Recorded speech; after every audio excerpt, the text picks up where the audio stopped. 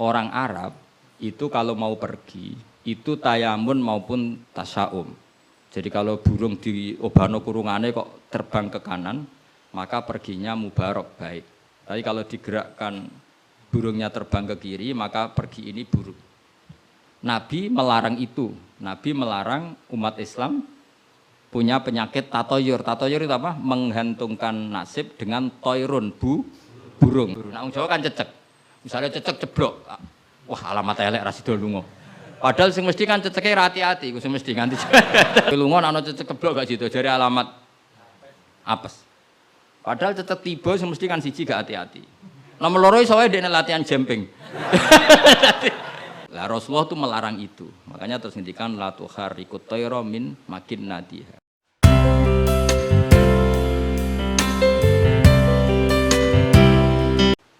Ngaji ilmu sama ulama dulu tuh ora paham ora iso.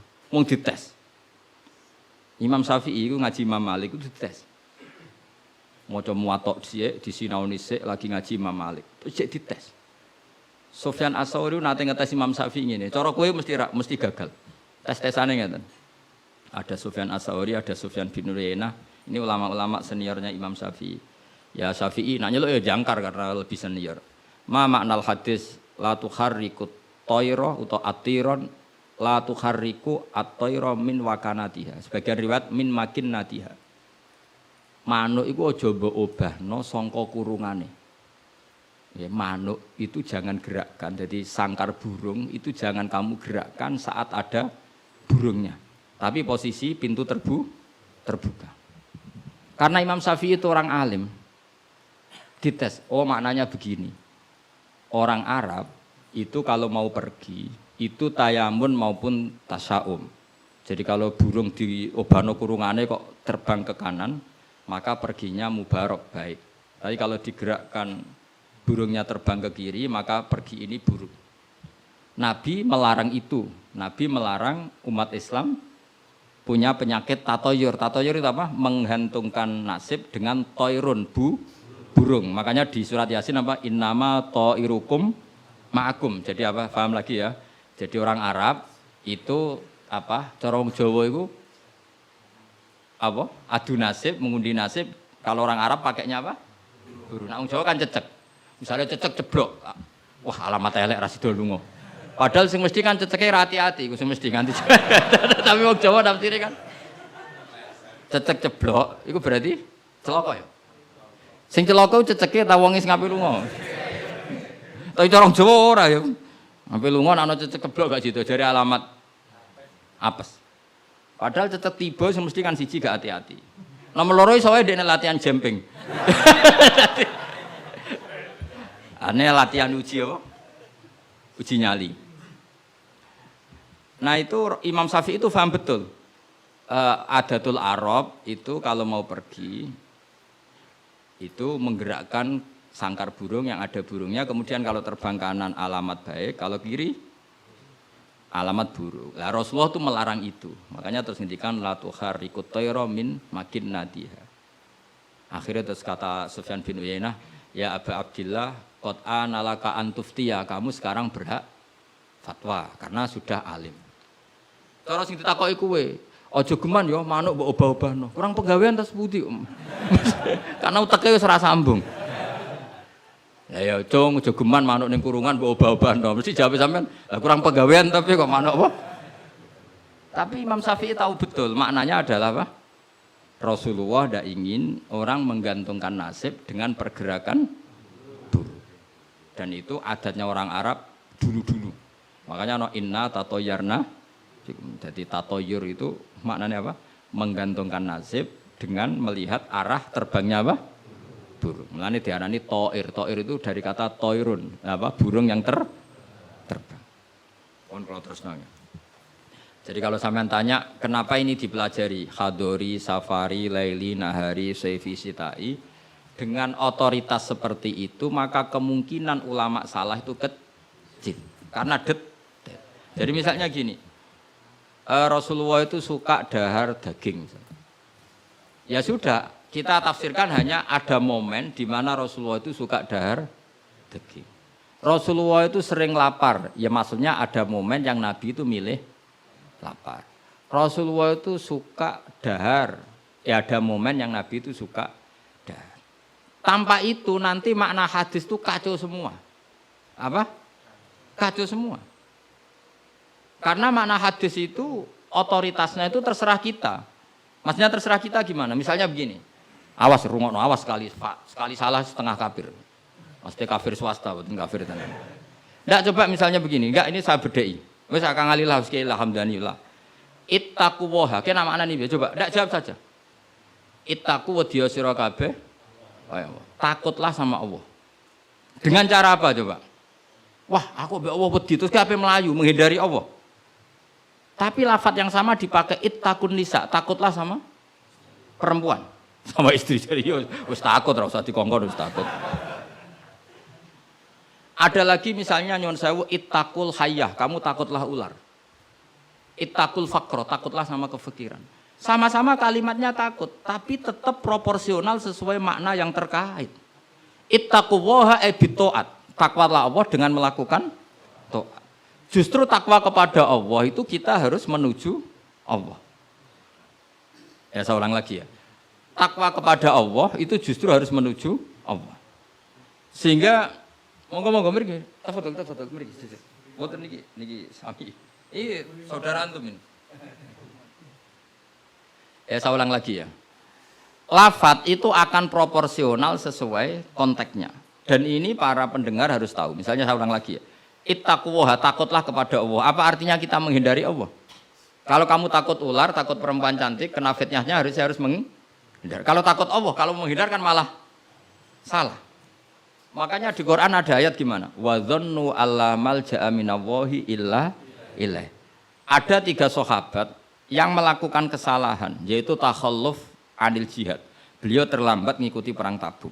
Singkat cerita dineng Kanjeng Nabi sampai 50 hari. Semua sahabat diperintahkan Nabi jangan omongi dia.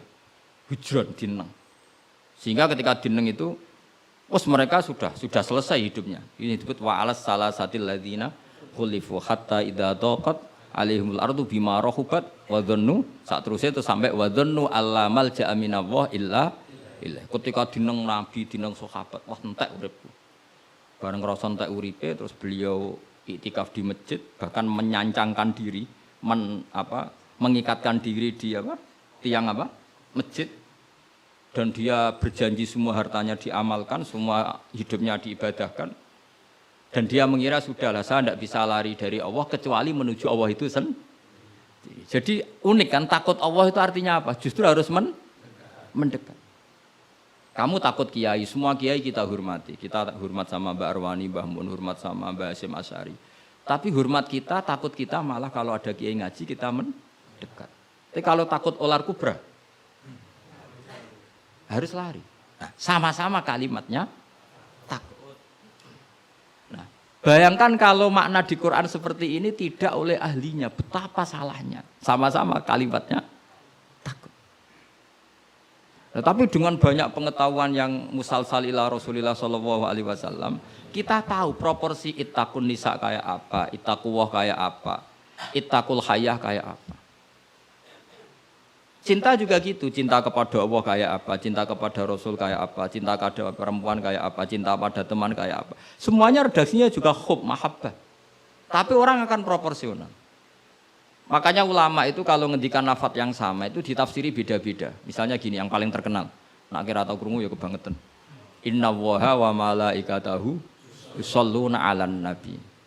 Was-sholat minallah ar-rahmah wa minal malaikah istighfar wa minal adami tadarruun wa du'aun. Coba, Allah itu kan di atas Rasulullah Muhammad. Apapun hebatnya Kanjeng Nabi kan di bawah Allah. Berarti Allah di atas Kanjeng Nabi. Maka ketika ada ayat gini, innallaha saat temne Allah Ta'ala yusolli misalnya. Maca sholawat sapa Allah. Mosok macane sholawat Allah muni ngene. Allahumma sholli ala Muhammad. Lho Allah dhewe kok muni Allahumma terus piye kan gitu. Paham nggih? Tentu redaksine Allah ya usolli ala Muhammad. Saya menambahkan rahmat kepada, ya langsung jadi usolli ala Muhammad azidu alaihi rahmatan. Saya menambahkan dia tak kasih rahmat. Wa minal malaikati istighfarun, ketika seorang malaikat disebut membaca sholawat kepada Nabi, artinya malaikat memohon kepada Allah supaya menambahkan sholawat atau istighfar. Nah kita ini kan wong sombong. Kita semua ini nak wong sombong, nak ndongakno Kanjeng Nabi, wong kowe dhewe nasib ora jelas kok ndongakno wong sing jelas. Ya demen diguyu malaikat. Ya Allah, tolong ya Rasulullah itu jenengan sakake ini nak ora bahaya kafir bocah. Maka ketika kita baca sholawat kepada Nabi itu bentuk tadarruk kita, bentuk DPDP kita. Ya Allah, jasanya Nabi yang begitu banyak, saya tidak mungkin membalasnya. Sehingga urusan balas membalas budinya saya pasrahkan jenengan. Sehingga sholawat dari kita itu pengganti doa jazallahu anna Muhammadan bima huwa ahlu. Balaslah ya Allah Rasulullah Muhammad dengan status yang beliau miliki. Karena kita ini utang jasa tapi tidak berkutik mau balas pakai apa. Sehingga sama-sama sholat. Minallah maknanya pemberian, dari malaikat maknanya istighfar, dari kita maknanya tadarruk. Semuanya katanya sholat. Jadi makna itu pasti ada proporsinya. Ada apa? Proporsi. Dan itu ulama tahu. Sehingga kemungkinan salah itu kecil karena dari awal dianalisis tadi ada ayat hadoriyah, safariyah, lailiyah, nahariyah. Sehingga detail. Nah, barokahnya ngaji ini kamu kemungkinan mufassir ulama dulu salah itu kecil sekali karena tadi terhitung. Bahkan per kalimat itu terhitung. Sampai ada guyonan ulama, kalau kamu ingin tes doktor tafsir, itu ada satu kata, sak kalimat, ora sak kalam, sak kalimat yang diturunkan Quran. Itu ketika ada ayat wa kulu washrabu hatta yatabayyana lakumul khaytul abyadu minal khaytil aswad, dhisik waqaf. Minal aswad itu waqaf. Sehingga sahabat itu kalau bulan Ramadan, kalau malam-malam dulu kan tidak ada listrik. Itu di pintunya Kang Ali, di pintunya itu dikasih benang hitam sama benang merah. Jadi agar jimak bojone didelok. Orang ketok ijek oleh berarti kan gitu. Kok orang ketok ijek oleh. Mangan ya gitu, mangan tengan mangan nginceng neh. Oh orang ketok berarti. Karena ukuran menjadi enggak boleh makan minum itu apa? Sehingga benang hitam terbedakan dari benang putih dalam pandangan mata. Ya begitu terus. Ketika Rasulullah dilapuri itu, dilapuri wong salah paham mau do masang apa? Benang. Menawa santri sing nakal benange cilik benang ketok-ketok. Nak benange gede kan gampang ketok.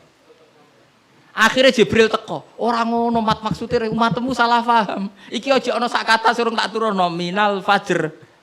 Jadi minal fajr itu satu-satunya contoh ning Quran sing turun mau sak kalimat tok. Dadi Jibril kok langit medhun ning bumi, iku mau nggawa minal fajr.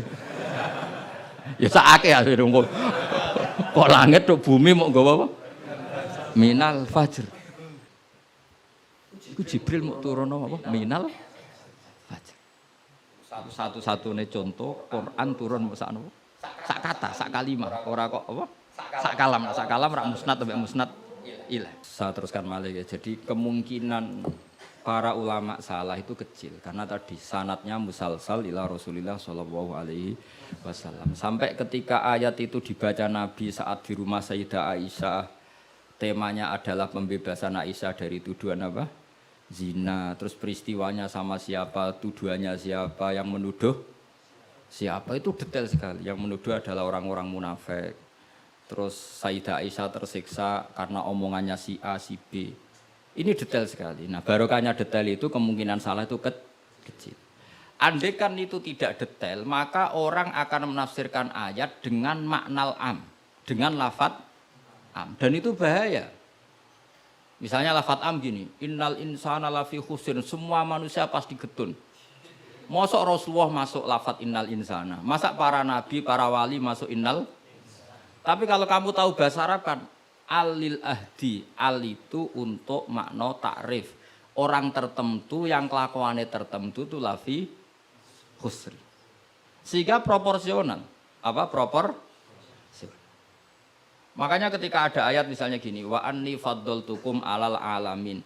Bani Israel didawi pangeran, saya memuliakan kamu di atas seluruh penduduk dunia. Semua mufassir mengatakan, karena umatnya Rasulullah adalah umat terbaik, kuntum khaira ummatin. Tapi kenapa Bani Israel dikhitopi wa anni faddaltukum? Oh begini, ala alami zamanihim apa? Ala alami zamanihim. Bani Israel adalah penduduk terbaik di eranya atau di masanya. Kenapa begitu? Karena ada al. Apa? Ada? Seperti begini ya. Mbak Arwani itu yang terbaik di eranya. Tentu beliau kan nggak akan merasa lebih baik ketimbang Mbak Munawir karena gurunya. Mbah Mun terbaik di eranya tentu dibanding kita-kita. Kalau dibanding Mbah Zubair, sama Said Abdul Al-Haddad terbaik. Tapi kan nggak mungkin beliau kerso dibandingkan sama Faqih Muqaddam, sama Habib Ahmad bin Isa Al-Muhajir. Semua ini orang-orang terbaik tentu kita tafsiri di eranya. Karena mesti beliau-beliau punya senior. Paham? Jelas ya? Sama lah. Ketika wa anni faddaltukum alal alamin, Bani Israel difitopi gitu, alami zamanihim. Bahwa Bani Israel lebih utama hanya dibanding apa? Orang di eranya. Tidak mungkin mengalahkan umat Rasulullah SAW karena umatnya Nabi kena status kuntum khaira ummati.